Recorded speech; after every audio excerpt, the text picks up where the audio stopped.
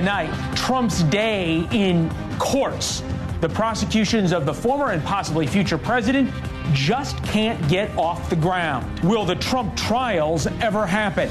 And the predictable response from the left. It's just flagrant bullpucky. Laken laid to rest. A community comes together to pay their respects to a life allegedly taken by an illegal immigrant. Should we really believe those studies claiming immigrants commit fewer crimes? And white rural rage. We lay out the fourfold interconnected threat that white rural voters pose to the country. A new book claims the heartland poses an existential threat to American democracy. After a decade of MAGA, what the elites still don't understand about the rest of us. We start with major breaking news on this Friday night in the multiple cases against Donald Trump.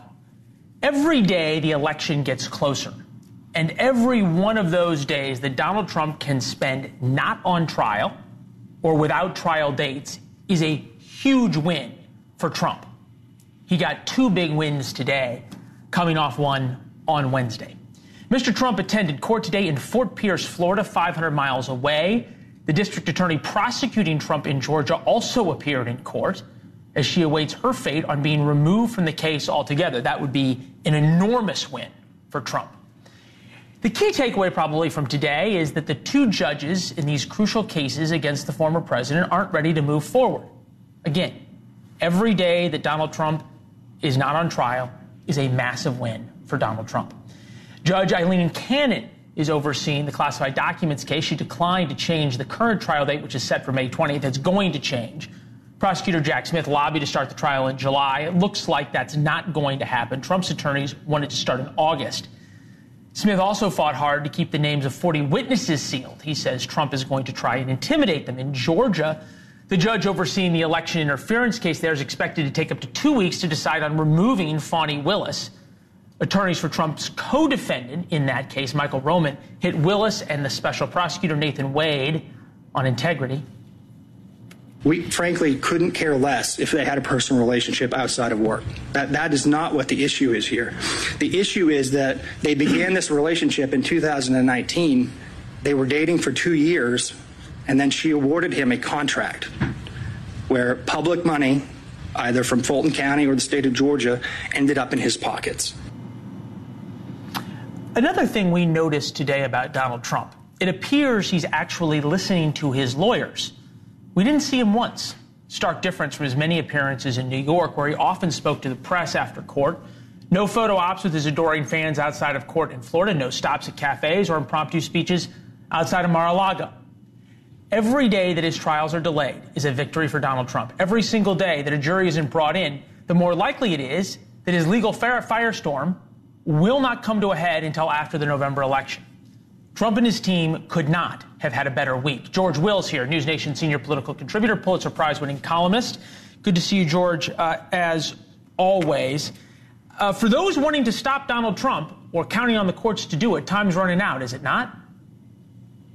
It is, and the ironic thing here is that those people who are urging swiftness on the part of the Supreme Court and the D.C. Circuit Court are guilty of exactly what they're saying Mr. Trump is doing. Mr. Trump does seem to want to delay this until after the election. That's a political consideration, but his critics have their own political consideration. They're saying they want this accelerated so that trials will take place in the middle of the campaign, and they say it's somehow the Supreme Court or the D.C. Circuit Court. These courts are not cooperating for partisan reasons. They're trying to delay this. The fact is, Leland, that the primary reason this has taken so long is that the Biden Justice Department took 30 months before indicting Mr. Trump for his complicity, such as it may be, in the January 6th riot. So everyone at this point seems to be making political considerations, and it's worth noting, Leland, a new word has entered our language, lawfare. It's the use of the law in a kind of political warfare, and it's an extremely unhealthy development for both sides. Yeah, for sure, for both sides. There's this hope on the left, right? And there was this long hope that Donald Trump was going to be stopped by, to use your word, lawfare, 91 counts against him, on and on and on. And then the Republican establishment was going to stop him with no less than a dozen other Republicans running for president, on and on and on. And much like the predictions in 2016 of all the things that were going to stop Donald Trump, none of this seems to. It doesn't, in part because, Leland, people are so promiscuous in charging the president with crimes. Pressuring the vice president, pressuring Mr. Pence, is not a crime, even if you do it on behalf of a crackpot constitutional theory. Contesting an election, even if you do it with scant or negligible or no evidence, is not a crime. So there seems to be a kind of attempt on the part of Mr. Trump's critics to throw a lot of stuff at the wall and see what sticks. And again, it's an unwholesome development in our democracy. All of this likely is going to end up at the Supreme Court. You brought that up, that the January 6th case in D.C. is going to end up at the Supreme Court. There's the Colorado ballot question at the Supreme Court. You'd think that there's going to be, on every one of these cases, in the classified documents issue is going to end up at the Supreme Court. We got a preview of what's going to happen when things get to the Supreme Court on Wednesday from MSNBC. Take a listen. For you to say that this is something that the court needs to decide because it's something that's unclear in the law is just flagrant bullpucky. And they know it, and they don't care that we know it, and that's disturbing about the future legitimacy of the court. Clarence Thomas needs Trump to win again so Clarence Thomas can retire. And most likely, Sam Alito needs Trump to win again so Alito can retire instead of having to die on the bench. And so that's at least 2 of the 9 who have a vested professional interest in seeing continued Republican hegemony over this country. That word legitimacy keeps coming up. It's difficult, I guess, to have institutions, which seem to be very important to some, if you keep calling the institutions that exist illegitimate. Those commentators on MSNBC would cost MSNBC its reputation for seriousness if it had such a reputation. You're quite right. Attacking the legitimacy of courts from the left or from the right is exceedingly dangerous because, as Alexander Hamilton said when describing the Supreme Court and the judiciary as the least dangerous branch, he said, the courts have neither the sword, force, nor the purse, the power of money. All the courts have to guarantee compliance with their actions and their reasoning is their prestige. And when you undermine that, you're undermining the rule of law. Imagine, Leland, if in 1954, when the Supreme Court finally dealt with the extremely fraught matter of school desegregation, separate and equal, Jim Crow, and all the rest, imagine if at that point the Supreme Court had been under the kind of attack that it's under today by people consciously trying to diminish its authority. Yeah, and at times our last hope often seems to be the Supreme Court in terms of the one last branch of government that actually does its job as the founders envisioned it. Look, there is an issue, though, of how people view prosecution and how people view using the law against folks and political opponents. I'm thinking about Fani Willis in terms of legitimacy and how people will look. Today was a bad day in court for Fani Willis as the judge was dealing with her and her own attorney, who's from the district attorney's office there, was talking about whether she had a conflict because she had a long-running affair with the man she hired to be the special prosecutor. Take a listen.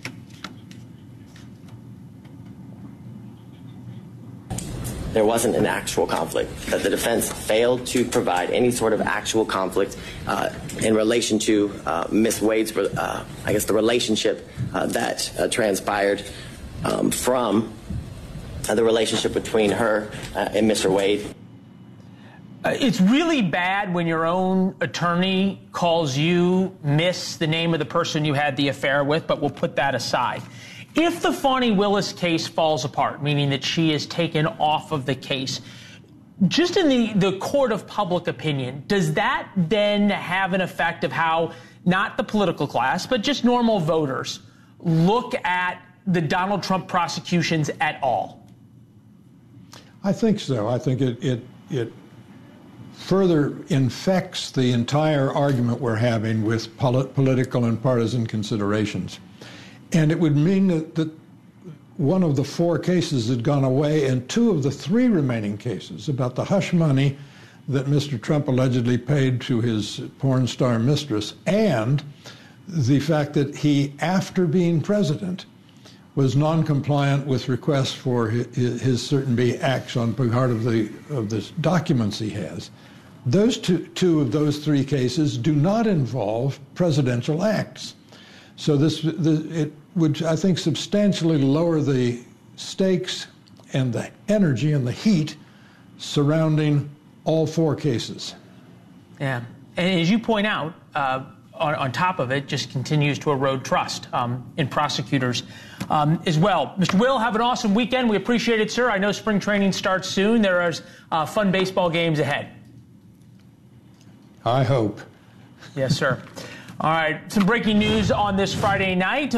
Turns out most of New York's problems have been solved. The crime problem, the budget problems, huge problems in terms of all of the taxpayers moving to Florida, those that can afford it. The corruption problem in New York, the migrant crisis in New York has been huge. We know this because the Attorney General there, Letitia James, has moved on to other things and all of the problems that we have reported on in New York and people think about. She's moved on to things that really matter. She just filed suit against the country's largest beef producer. Amid record high food prices, James says JBS Food is misrepresenting its climate impact. Evidently, JBS Foods claim they will be carbon neutral by 2040, and Ms. James takes issue with that. We told you when James sued and won against former President Trump on those civil fraud charges that prosecutors playing politics is un-American. It's Soviet-like. Remember in the Soviet Union, show me the man and I'll find you the crime. It's sort of how James operates. We'll have a lot more on James and the other big problems in New York that she's tackling on Monday. You can read about it all in War Notes. It gives you a free look at the show every day at 4 p.m. Our thoughts on the most important stories of the day. We have some of your responses that we'll read a little later in the show. You can also check in with us on social media at Leland Vittert on Twitter and Instagram. Next, as Laken Riley is laid to rest, we challenge the talking point we often use ourselves. Do immigrants actually commit fewer crimes than native-born Americans? It's an important question. And later, new polling shows Trump up in Arizona, Georgia, Michigan, Nevada, North Carolina. I could go on, but the same polling has many asking why Trump isn't up even more. The hidden vote when we come back.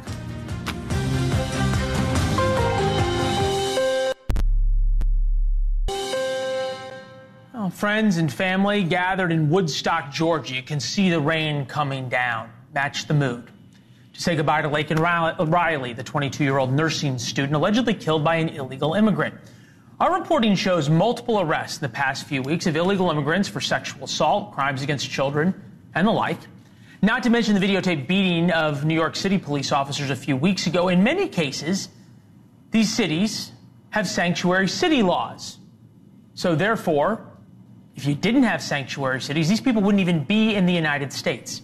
Former President Trump makes the border a big part of his pitch. They're coming from jails, and they're coming from prisons, and they're coming from mental institutions, and they're coming from insane asylums, and they're terrorists. They're being let into our country, and it's horrible. It's Not so, says open border enthusiasts. They love to quote studies showing immigrants commit crimes at a lower rate than native-born Americans. Somehow TV anchors and journalists accept those findings as a fact of life, much like the sun rising in the east. And we also found ourselves saying the same thing. Immigration advocates will tell you, and it's true, that immigrants create and commit crimes at a lower rate than the rest of the population. We know that immigrants commit crimes at a lower rate than the general public does. Look, it's important to point out not all immigrants are criminals and on and on and on. But at the same time, indeed, they have a very good record to the native population. All right. So there are studies showing this, like one from the Cato Institute by Alex Nowrasteh. Texas homicide conviction rates by immigration status. Native-born Americans, 2.8%. Illegal immigrants, 2.4%. Legal immigrants, 1.1%. The studies are fairly specific. The data nationwide is hard to come by. So now we bring in the source. Alex Nowrasteh, co-author of Wretched Refutes, The Political Economy of Immigration Institutions. Welcome. We're glad to see you. All right. I'm not going to dispute the data here, right? But this was Texas. This was specific to the crime of homicide, was it not? Yes. Okay. So if we zoom out, can we now extrapolate and say with certitude that on a nationwide scale, illegal immigrants commit crimes at a lower rate than the native-born population? So we only have this data for the state of Texas, and I have it for other crimes, but it's not as believable or as good for other crimes. But what we also find is that we try to estimate the illegal immigrant population in prisons nationwide. The rates line up pretty well with what the data in Texas show. So we can't say for certainty. I wouldn't bet my life on it, but the evidence that we have so far that's available does show that, and it's very likely nationwide as well. All right, there's lies, damn lies, and statistics, right? So, Yeah. and I say that with admiration for the Cato Institute because of the work you guys do. It's fair-minded. I'm glad you're looking at the data here. So I think about that in what you're saying. Prison population, fine. But then you go to New York City, right, where we know that there are organized retail theft gangs coming up from South America that are looting stores left, right, and center, beating up cops, and not even getting arrested. So how can we then say, oh, okay, even this group isn't getting arrested, but they're committing crimes at a lower rate?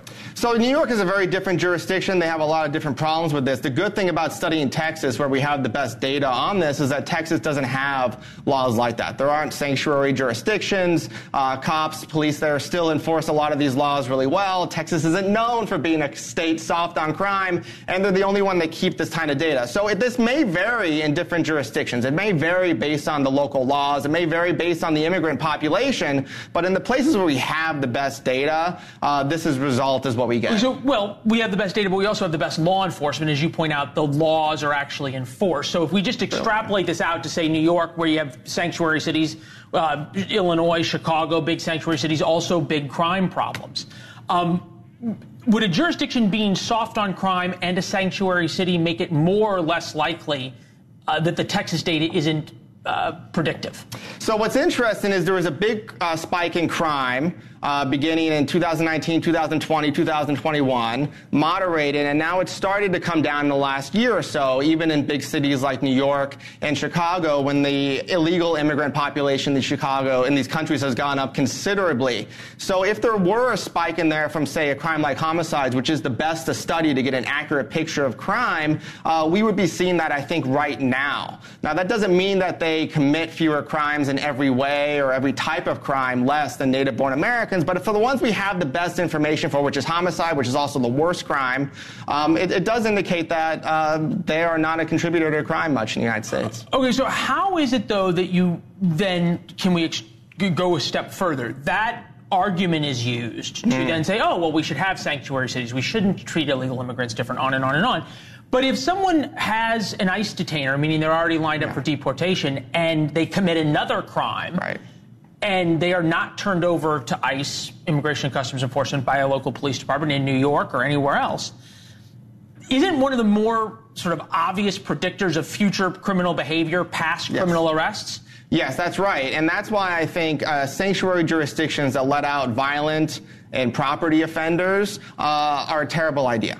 Okay. I understand the argument for much smaller crimes or victimless crimes because you want people to be able to cooperate with the police. But for violent and property offenses, I think it makes no sense. Illegal immigrants should be punished if they commit violent property offenses and removed from the United States. Real quick, when you hear people who advocate for open borders fully, which I don't hear you doing, cite your study and go, oh, well, illegal aliens commit crimes at a lower rate than the native population. There's no problem here. Are they being fair to your study?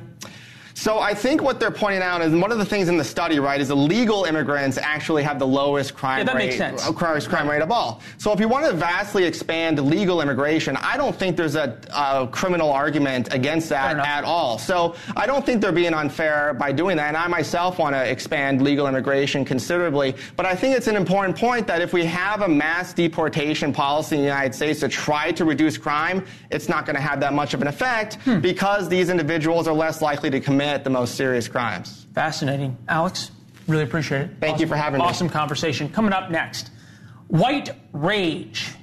And it is not a band from the 80s. It's all about the rage. Well, and it is all the rage to talk about white rage on MSNBC. The authors that discovered this new phenomenon come on to tell us why rural whites are a real threat to America. They're the most racist, xenophobic, anti-immigrant, and anti-gay geodemographic group in the country. We lay out the fourfold interconnected threat that white rural voters pose to the country. They're the most racist, xenophobic, anti-immigrant, and anti-gay geodemographic group in the country. Second, they're the most conspiracist group. Third, anti-democratic sentiments. They don't believe in an independent press. Fourth, they are most likely to excuse or justify violence as an acceptable alternative to peaceful public discourse.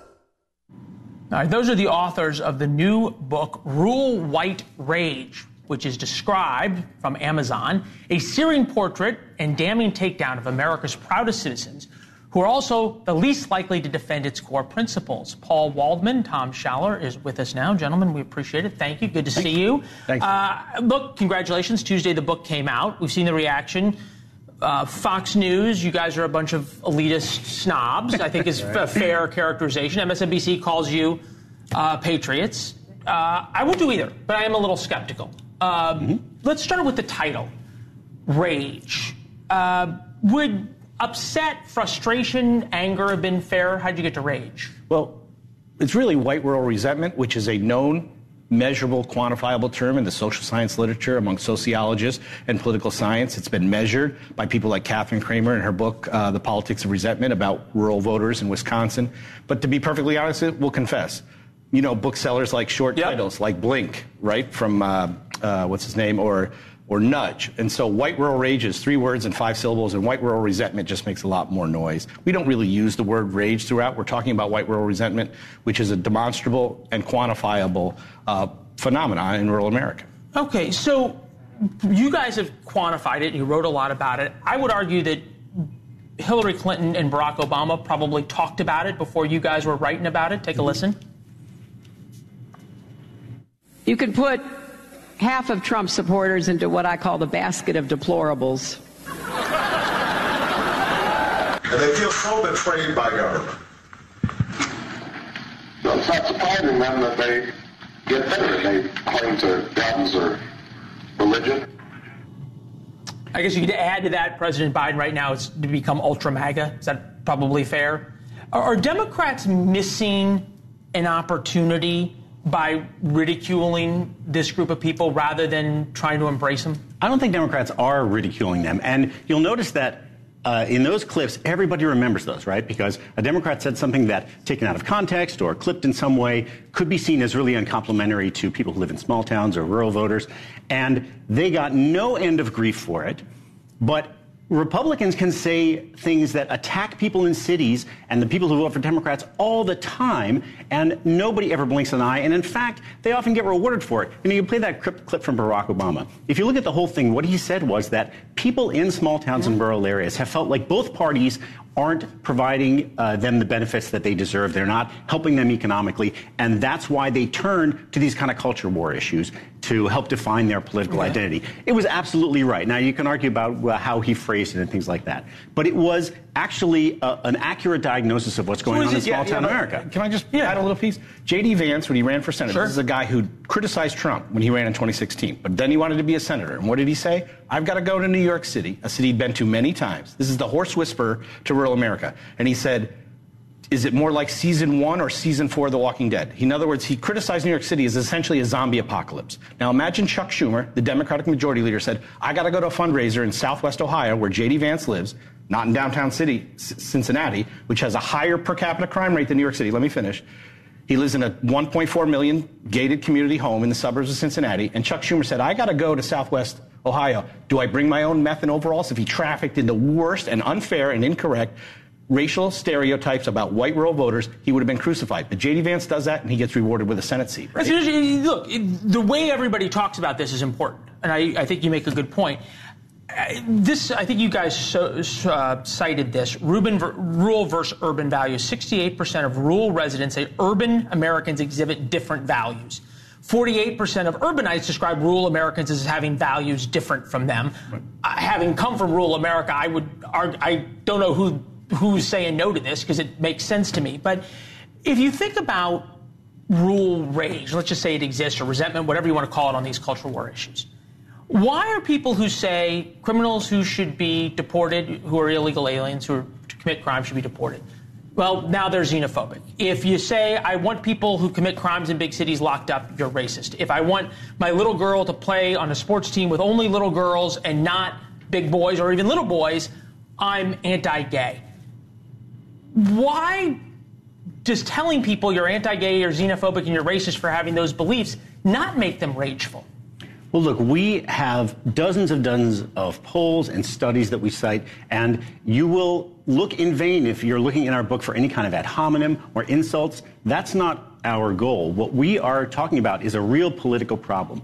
And one of the things that happens in rural America is that, people always say, oh, well, the Democrats have abandoned it. And that's largely true. But you know what? Republicans have abandoned rural America, too. They keep getting elected, but they're not doing anything to actually help the voters in rural America. Like they had Donald Trump, the person who is more popular in rural America than any politician ever has been. Is the economy of rural America better after 4 years of him in office? Do they have better infrastructure? Do they have better schools? Do they have more economic opportunity? No, and the fact is they have been told over and over again that their political engagement should be about anger, and it shouldn't be about demanding from the people they elect that they have some accountability for what actually they produce for them. You talk about polling. You talk about polling, though. I remember before the pandemic, okay, so 3 years into the Trump presidency, I remember going to rural America. I remember going to my home state of Missouri. Everyone was talking about how much better the economy was doing. The economy was doing better. Right. That's okay, fine. So you just said it wasn't. And Donald Trump didn't do anything for those people. Rural economies are actually going in the opposite direction. If you read the Paul Krugman piece about our book, rural economies are lagging behind. Rural counties... They are now. No, they have been for decades. They have been for decades. It's been decimation by late-stage capitalism, right? It isn't socialism that destroyed rural America. It's technological change. We created mountaintop removal, and so we take the top of coal mines off, and we giant scoop the coal out instead of sending guys down in holes with pickaxes and shovels. That eliminated the job. Technology, not socialism, not some woke college professor, not Black Lives Matter. What destroyed all the mom-and-pop shops? Why are there all Dollar Generals and Family Dollar stores? Because capitalism ran those small mom-and-pop shops. Yeah, well, Walmart. Okay, no, right? So I guess. And there are places in rural America that are doing better. Some of them are because they have some kind of a resource that, like, say, that can attract tourists. Some of them because they've welcomed immigrants. But overall, rural America is losing population, and they're really suffering economically. Right. And what they're being told in a lot of media places and from Republican politicians is that you don't have to expect anything better. Okay, so you should just be angry at Democrats. Okay, so you guys make the point, though, that this is a threat to America of some type, correct? Sure. Okay. So you also make the point that it is the elites in America or in Washington have created this problem. Don't they have a responsibility to solve it rather than demonize it? Yeah. Here's the funny thing. If anything goes wrong in cities and you turn on conservative talk radio or conservative television networks, they say the Democrats and the minorities and the white liberals in the cities are responsible and the people that they elected. Point conceded, right? That's what representative government is. But if you live in a rural county in southeast Missouri, where you're from, right, your town superintendent, your sheriff, your state assemblyman, your state senator, your U.S. congressman, your 2 U.S. senators, and when Trump and Pence were in the White House, you're represented from the presidency to the sheriff by not just Republicans, but conservative white male Republicans. So how come when things go wrong in rural America, nobody blames them? I went to Southeast America. They blame Obama folks. I went to Southeast Missouri. during the Trump administration to do this story. And what I found is that everybody to a T told me that their lives were better and the economy was better. But if rural America is doing worse, whose responsibility is that? Democrats and liberals in the cities, or the politicians that they elect who are overwhelmingly Republican, conservative white men from the presidency to the dog catcher? Don't we have responsibility to elect officials who help solve our problems? You make that same standard for cities, you have to hold conservative I'm sorry, hasn't a Democrat been the president the last 3 years? No, but I'm talking about when Trump was in office. Top to bottom. And there are some places that are doing better and some places doing worse. But overall, the picture is absolutely incontrovertible. People have worse health outcomes in rural America. They have a poor infrastructure. They have to go farther to get to a hospital. Their roads are in worse shape. And what we end the book with is by saying you need to have a movement that holds politicians in both parties accountable. So it's not just enough to say we're going to give you the culture war stuff.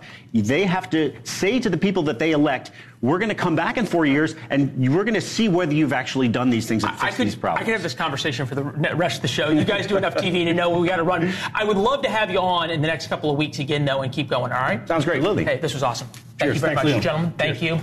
Live pictures of the White House on a Friday evening. There's the book you can see, White Rule Rage, on Amazon. Friday evening at the White House, where they say a good State of the Union address. You can almost see the scribes burning the midnight oil. Could it turn things around for President Biden?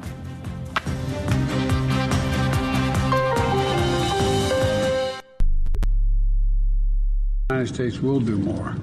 In the coming days, we're going to join with our friends in Jordan and others in providing airdrops of additional food and supplies into Ukraine. That would be news, of course. American planes flying over Ukraine could be shot down by the Russians, start a war. President Biden later clarified and confirmed the story we told you about last night. American C-17s will soon airdrop supplies into Gaza. Called the world's most expensive photo op. The entire Air Force couldn't drop enough food to feed Gaza. So this is about President Biden's base that overwhelmingly disapproves of his policy towards Israel and Gaza, so he can say he is doing something, a base he hopes to shore up next week.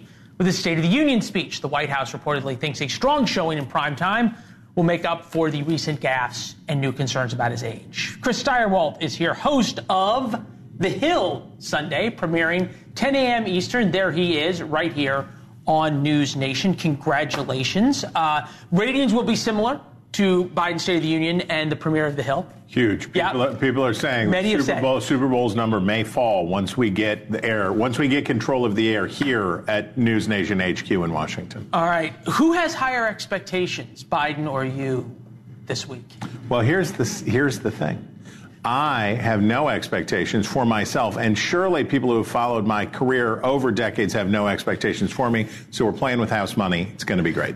All right. It is going to be great. I'm assuming you are looking forward to the coming week and the State of the Union? Sure. I mean, I hate the State of the Union as an institution. It's a hideous institution, and it was invented, as we understand it, by Lyndon Johnson in 1964 to put a stamp on the legitimacy of his presidency that he had inherited only the November before, and he turned it into a primetime spectacle, and it's the pits.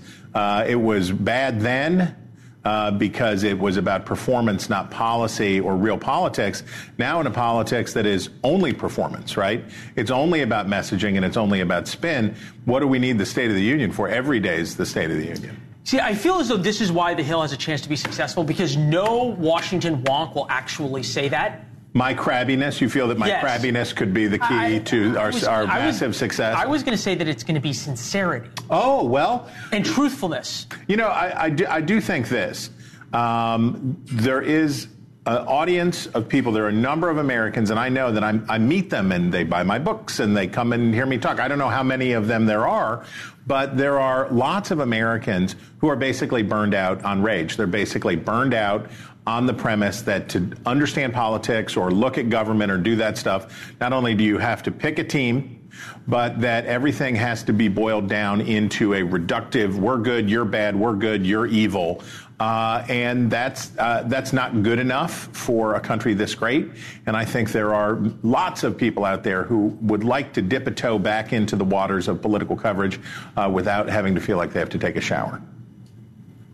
An interesting metaphor for Sunday morning. Bloomberg swing state polling former President Trump is up in all of them. Mm-hmm. How is it possible, though, to cover a presidential race that, unless there is some odd actuarial event between now and November, is likely going to be between two of the most unpopular people who then dig for the bottom? So I won't quibble about the Morning Consult's quality of polling. I will say that poll, though, I'm not going to poo-poo it because it is directionally correct, which is to say that the incumbent president is really struggling. And he's really struggling. Look, I don't think that that's really what Pennsylvania looks like, but Pennsylvania shouldn't be close, right? Michigan shouldn't be that close.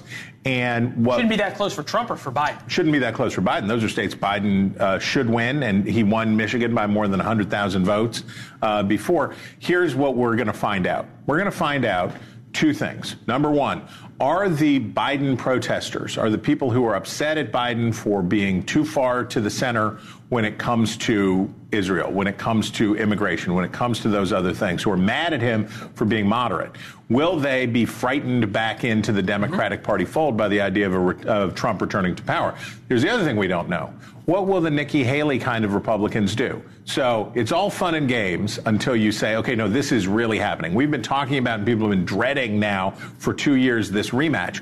The social psychological component of this, once you get into the actual election and people are actually confronted with this, when the rubber hits the road, then people have harder choices to make. Social psychological politics and coffee with Chris Steyerwalt, 10 a.m. on Sunday morning. The coffee is black, much like the forecast for people's enjoyment of listening to the State of the Union.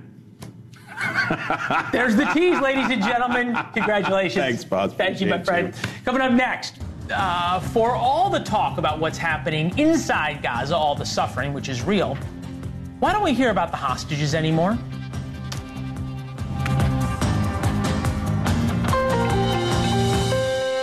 Play and Alexa. I need some extra money. Do I qualify for the Earned Income Tax Credit? Use the EITC Assistant tool. With just a little information, this tool helps you calculate eligibility with ease and accuracy, get an estimate of how much credit you qualify for, and get a printout of your results before you prepare your return or visit your tax preparer. To use the EITC Assistant tool and see if you're eligible to claim a credit, visit irs.gov/EITC. Every moment counts if you're at risk or living with lung cancer. And anyone with lungs can get lung cancer. It causes more cancer deaths than breast, colon, and prostate combined. And while there may be moments where you question your next step, through it all, Go-To for Lung Cancer is here for you. We are your community. For screening, treatment, and survivorship support, Go-To is your go-to. Confronting lung cancer starts here. Visit goto.org. Now you can discover the mysteries of ham radio. Using modern transceivers, you can make friends all over the world. Even talk to astronauts in space, ships on the high seas, and flying aircraft thousands of miles away. Unlike phone users, ham radio operators talk absolutely free and provide vital communications during disasters or emergencies. To find out more about ham radio, visit us at arrl.org. And remember, unlike the internet, we crisscross the entire globe wirelessly. Every child deserves the best teachers, facilities, and academic programs to set them up for success. At Milton Hershey School in Hershey, Pennsylvania, we make that a reality for children from qualifying families who are looking for greater opportunities. Milton Hershey School enrolls students from pre-K through 12th grade from across the United States to live and learn on a beautiful state-of-the-art campus with all costs covered. Are you looking to set your child up for success or know a child who could benefit from Milton Hershey School? Learn more at mhskids.org/admissions. Get fact-based, unbiased news coverage 24/7 on the NewsNation app or on Alexa, say Play NewsNation. Only 1 in 5 people with autism are employed, despite many having the skill set and desire to work. Maybe it's because employers don't know what kind of jobs they can do. Like, what about a programmer? That's a job for someone with autism. How about a healthcare worker? Yep, that is too. People with autism can do a lot of different jobs, but often get overlooked due to outdated stigmas. Introducing WIN by Autism Speaks. We help businesses lead the way in inclusive hiring. What about a ranch hand? To learn more, go to autismspeaks.org/win. over the last few years, things have gotten weird. And for our kids, these things can be overwhelmingly stressful. Scientific research and real-life experience tell us that the number one antidote to stress is authentic, trusted relationships. So that's why I am committed to building and maintaining a trusted space. This is a trusted space. Access free films and resources to build trusted spaces in your schools and communities at atrustedspace.org. I'm Scarlett Johansson. My family relied on public assistance to help provide meals for us. These meals fueled my involvement in theater and the arts as a child, which fostered my love for acting. The Feeding America network of food banks helps millions of people put food on the table. You can join the movement to end hunger by donating, volunteering, and advocating. Because when people are fed, futures are nourished. Join the movement to end hunger at feedingamerica.org/actnow. Brought to you by Feeding America and the Ad Council. DC's definitive source for nonpartisan political news, combined with America's fastest-growing cable news network. Hello and welcome to The Hill. NewsNation's The Hill, now at a new time. Weeknights at 6/5 Central. We are following two major breaking news events. Don't miss NewsNation's The Hill. Weeknights at 6/5 Central on NewsNation. This is fluid, this is historic, and we'll take you through it. And to find NewsNation on your screen, go to joinnn.com.